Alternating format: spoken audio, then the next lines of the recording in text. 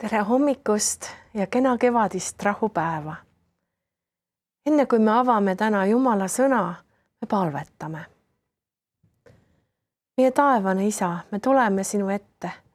Südamest täname sind, et sa oled meile andnud võimaluse lugeda sinu sõna ja palume sinult püha vaimu ligiolekut, et me võiksime ka seda sõna mõista. Palun ole meil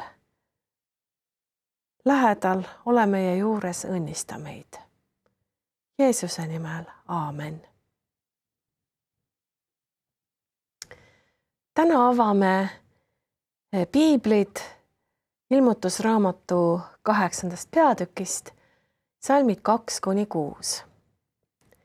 Ja ma nägin 7 inglit, kes seisid Jumala palge ees, ning neile anti 7 pasunat. Ning üks teine ingel tuli ja seisis altari ette, kuldne suitsutusastja käes. Ja talle anti palju suitsutusrohte, et ta paneks neid koos kõikide pühade palvetega kuldaltarile, mis on trooni ees. Ja suitsutusrohtude suits tõusis koos pühade palvetega ingli käest Jumala ette. Ja ingel võttis suitsutusastja ning täitis selle tulega altarilt ja viskas ilmamaa peale. Ning sündis pikselööke ja kõuemürinaid ja välke ja maavärinat. Ja need 7 inglit, kelle käes oli 7 pasunat, seadsid end pasunat puhuma. See tekst, mida me lugesime, on sissejuhatuseks 7 pasuna puhumisele. Varasemalt on ilmutusraamatus 2 7 tsüklit. Kirjad 7 kogudusele ning 7 pitseri avamine. Ja ka varasematele 7 tsüklitele eelnevad sissejuhatused. Sissejuhatuses kirjadele annab Johannes edasi nägemuse, milles ta kohtub Kristusega, kes kõnnib 7 kuldlambi jala vahel. Need sümboliseerivad kogudusi. Ja Johannesele antakse käsk panna kirja 7 läkitust ning saata need konkreetselt 7 kogudusele. Ja pitserite avamisel eelnevad 2 peatükki kirjeldavad taevast troonisaali ning seal toimuvat ning seda, kuidas tapetud tall ehk lõvi Juuda suguharust ehk Jeesus Kristus saab seaduspärase õiguse pitserite avamiseks. Tänases tekstis loetud 7 pasuna puhumise tagapõhi on samuti tegevus taevases templis. 7 inglit 7 pasunaga seisavad Jumala ees. Ja seejärel tutvustab Johannes meile veel üht inglit, keda on kujutatud seismas altari ees. Kuldne suitsutusastja käes ja tema ülesanne on vahendada pühade palveid Jumala trooni ette. Kui jääda truuks algkeelele, siis Johannes kirjutab tegelikult, et see ingel on seismas altari peal, mitte altari ees. Nii nagu on eesti keelde tõlgitud ja veel paljudesse keeltesse. Ja täiesti võimalik, et tõlkijad kujutasid ette tol ajal hästi tuntud rituaali templiteenistuses, kui igapäevase ohverdamise järel põletusohver toodi nii hommikul kui ka õhtul ja siis seisis preester templi eesõues põletusohvri altari ees ning täitis kuldse suitsutusastja sütega altarilt.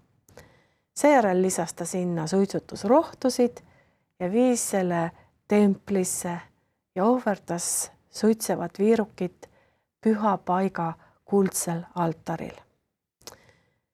Kuldne suitsutusaltar asus väga lähedal seaduse laekale, mis asus kõige pühames paigas.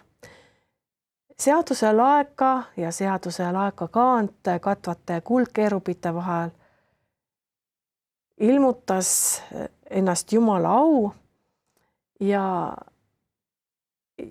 ja siis selle kuldse suitsutusaltari ja seaduse laeka vahel oli vahetekk.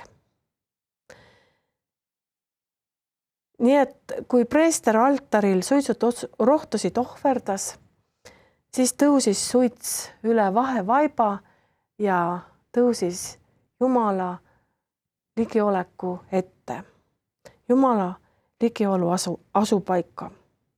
Hebra 9, 3 ja 4 seostab neid kaht kuldsuitsutusaltarit ja seaduse laegast veelgi lähedasemalt.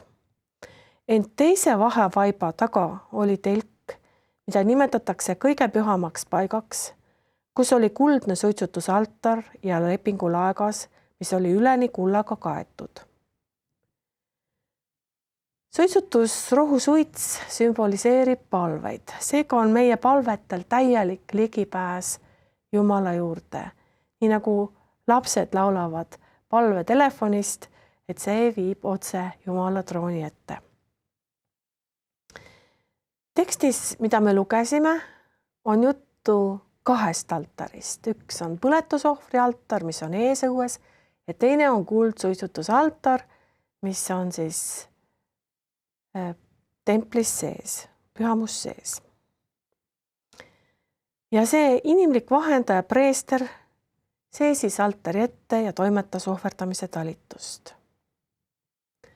Aga kes on see preester, kes astub ise altari peale ja toob ennast ohvriks?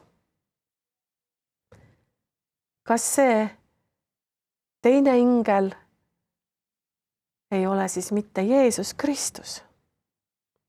Jeesus ohverdas ennast meie eest. Tema astus altarile ja sai ohvriks. Aga tema töö ei lõppenud seal. Johannese kirjelduses on selle teise ingli keskseks tööks tegeleda kõikide pühade palvetega. Hebra 7:25 järgi on Jeesuse kui taevase ülempreestri töö vahendada meie palveid. Ta elabki selleks, et meie eest paluda. 1. Johannese 2:1 ütleb nii. Aga kui keegi patustab, siis on meil eestkostja Isa juures, Jeesus Kristus, kes on õige. Just nagu preestrid kasutasid suitsutusrohtu Jumala rahva heaks, nii teeb Kristuse õigus meie palved Jumalale vastuvõetavaks. Aga Johannese kirjeldus läheb veel edasi. See järgib sedasama igapäevase templiteenistuse rituaali, mille kohaselt preester väljus suitsutusrohu ohverdamise järel templist ja viskas selle suitsutusastja kuldse panni maha ohvri altari ja templi sissepääsu vahel olevale sillutisele, tekitades sellega valju müra ja kolinat. Ja sel hetkel puhusid ka 7 preestrit pasunat, andes niimoodi märku, et teenistus on lõppenud. Ja Johannese kirjeldus teeb ingel just sedasama, mida tegi preester templiteenistuse rituaalis. Ta täidab suitsutusaltarilt tulega selle astja ja viskab selle ilmamaa peale. Selle tulemusena, nii nagu me lugesime, sündis pikselööke ja kõuemürinaid ja välke ja maavärinat. Huvitav, mis see sümbol võiks tegelikkuses tähendada? Sellel rituaalil või sümbolil on 2 peamist tähendust. Ja need 2 võimalikku seletust ei ole sugugi üksteist välistavad. Kõigepealt on märkimisväärne, et tuli, mille ingel ilmamaale viskab, on pärit samalt altarilt, millel ohverdati pühade palveid. See viitab sellele, et pühade palvetel on mõju. Vahel inimesed ütlevad, Jumal, sa näed, aga sa ei mürista. Teate ju küll, mida see tähendab. Seda öeldakse siis, kui ebaõiglus maa peal on igasugused piirid ületanud ja inimesed näeksid hea meelega kõrgema võimu sekkumist. Aga tänane kirjakoht ütleb, et Jumal näeb ja Jumal müristab ka, eriti vastusena pühade palvetele. Ja pasunate puhumine, milleks inglid ennast valmis seavad, toob kaasa nuhtlused ilmamaa elanikele. Kui 8. peatükki ilmutusraamatus edasi lugeda, siis on näha, et pasunate karistav iseloom siiski on segatud armuga. Need nuhtlused puudutavad ilmamaast vaid 1/3 ja need nuhtlused peaksid panema inimesi mõtlema ja hoiatama neid, et nad otsiksid Jumalat enne, kui on hilja. See on siis üks tähendus. Teine võimalik tähendus on seotud sellega, et suitsutusastja mahaviskamise suur kolin ja pasunate puhumine andsid valjuhäälselt märku ohverdamisrituaali lõpuleviimisest. Kui Kristus suri, siis kaasnesid sellega ebatavalised loodusnähtused. Matteus nimetab pimedust ja maavärisemist. Ja see pani inimesi mõtlema. Matteuse 27:54.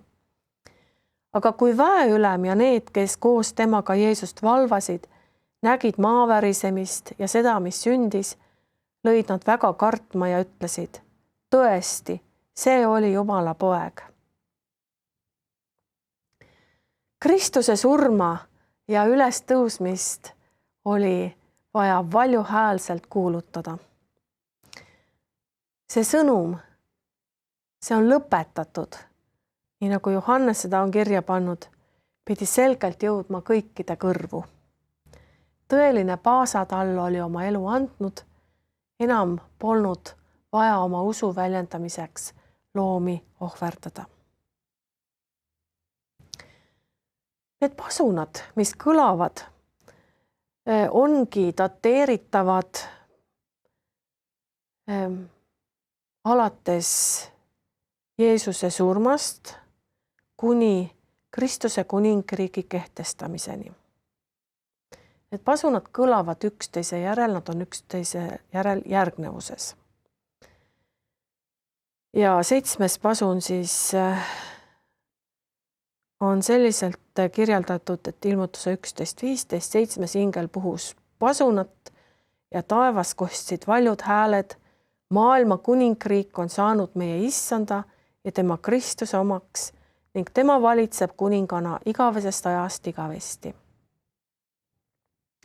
On leitud sedagi, et suitsutusastja mahapaiskamine on hoiatus sellest, et ükskord saab aeg otsa.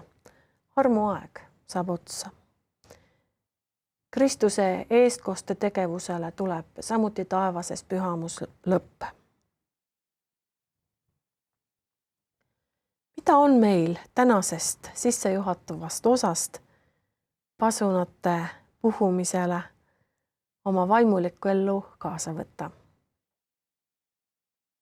Me oleme taas olnud oma mõttes ja meeles taevases pühamus ja näinud piltlikult, mida Jeesus seal meie heaks teeb ja mida ta on ka juba meie heaks teinud. Ükski tavaline preester ega ka ingel ei astu altarile, et tuua ennast ohvriks. Aga Jeesus on seda meie eest teinud. Ja seesama armastav päästja, kes ristil meie eest suri, on jätkuvalt meie heaks tegutsemas. Mina olen alati endast mõistetavaks pidanud, et Jumal kuuleb meie palveid. No seesama laul, mis on lastel tuttav, seal on sõnad, see liin on vaba alati ja kui ma helistan, siis kohe lahkelt vastab ta, halloo, sind kuulen ma. ja tegelikult see ongi endastmõistetav, aga ainult Kristuse vahendustegevuse kaudu. Ilma Kristuse eestpalveteta, ilma tema eestkosteta ei läheks kohale ükski meie palve. See on nii, nagu tänapäeval me oleme harjunud mobiilside ja internetiga. See on täiesti endastmõistetav. Ometi on ka selleks vaja mobiilimaste ja internetiühendusi. Jeesus on palve mõttes meie mobiilimast ja internet. Oma viimases jutuajamises jüngritega oma vangistamise eel ütles Jeesus. Johannese 16. peatükk, salmid 23 ja 24 ning 26 ja 27. Tõesti, tõesti, ma ütlen teile, mida te iganes palute Isalt, seda ta annab teile minu nimel. Tänini ei ole te midagi palunud minu nimel. Paluge ja te saate, et teie rõõm oleks täielik. Sel päeval te palute minu nimel ja ma ei ütle teile, et mina palun Isa teie eest, sest Isa ise armastab teid, kuna teie olete armastanud mind ja uskunud, et mina olen tulnud Jumala juurest. Ma pean tunnistama, et palvetades ei ole ma palju mõelnud sellele, et enne kui minu palved kohale jõuavad, lähevad nad viseerimiseks Jeesusele. Tema kohendab neid kuidagi ja paneb meile nagu suitsutusrohtu juurde, et mu palved sobiksid. Ja paneb siis nii-öelda oma allkirja alla ja saadab edasi. Tema on see hea sõber, kes minu ebatäiusliku soorituse üle lihvib. Kui alandlikuks see mõte mind teeb. 1. Johannese 5, 14 ja 15. Ja see ongi see julgus, mis meil on tema ees, et kui me midagi tema tahtmist mööda palume, siis tema kuuleb meid. Kuna me teame, et ta meid kuuleb, mida tahes me paluksime, siis teame ka, et meil on käes need palved, mis me oleme temalt palunud. Kas pole imeline? Me peaksime justkui suutma Jeesuse tahtmist mööda paluda, aga ometi ta kuuleb meid, mida tahes me palume. Ta kohendab meie palveid ning vastab meie palvetele parimal moel. Olgu siis meil alandlikku meelt need taevast tulnud palvevastused vastu võtta. Sest need ei pruugi olla alati sellised, nagu meie arvame.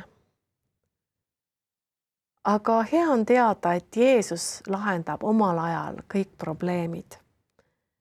Ja saabub aeg, mil me ka oma probleemide kohta saame öelda, need on lahendatud. Saabub aeg, mil kogu kurjuse probleemi kohta saab öelda, see on lõpetatud. Tänu Jumalale selle eest. Me palvetame. Hea Jumal, me täname sind selle teenistuse eest, mis on praegu taevases pühamus toimumas. Ma tänan, et Jeesus Kristus on oma verega avanud meile tee taevasesse pühamusse Jumala trooni ette. Ja ma tänan, et meie palved jõuavad sinna kohale. Ma tänan, et meie armas Jeesus on seal tegutsemas, et meie ebatäiuslikud väljendused saaksid Jumalale vastuvõetavaks. Ma tänan, et me võime paluda kõike Jeesuse nimel, tema allkirjaga. Ja nüüdki see tänupalve on täna siin, et paludes Jeesuse nimel me saame parimad vastused. Õnnista siis tänast päeva, õnnista seda hingamispäeva ja õnnista kõiki neid päevi, mis sa veel meile kingid. Jeesuse nimel. Aamen.